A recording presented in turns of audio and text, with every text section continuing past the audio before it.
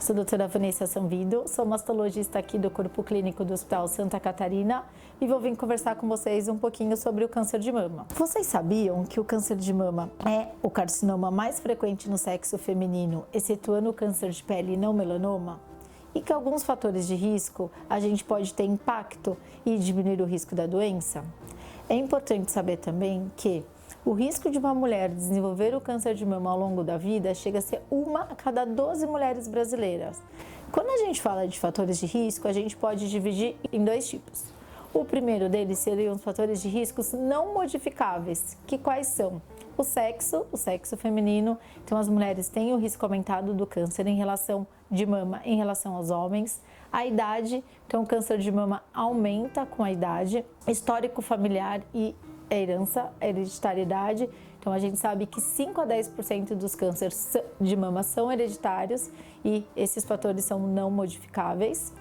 A gente tem a raça e etnia, então tem algumas situações que a gente tem o risco aumentado pela raça e etnia, e a gente tem os fatores reprodutivos e hormonais, como por exemplo a data da primeira menstruação e a data da menopausa. A gente sabe que esses fatores são aqueles fatores que a gente não pode modificar, que aumentaria o risco.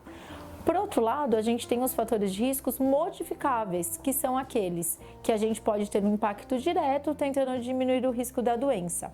Quais são eles? O principal é a obesidade na pós-menopausa. Mulheres, a gente tem que se manter no peso ideal. A obesidade aumenta o risco da doença, tá bom? O sedentarismo também aumenta o risco. Então a gente recomenda uma prática semanal de 6 horas de atividade física de moderada a alta intensidade para a gente ter uma diminuição do risco da doença. O alcoolismo também aumenta o risco. Uma dose diária de bebida alcoólica aumenta o risco do câncer de mama. A gente tem que evitar o uso. Então a gente sabe que reposição hormonal por mais do que 5 anos aumenta o risco. Então sempre tem que ter um ginecologista ou mastologista no seu segmento durante esse período de climatério e menopausa para a gente não ter impacto no risco do câncer de mama.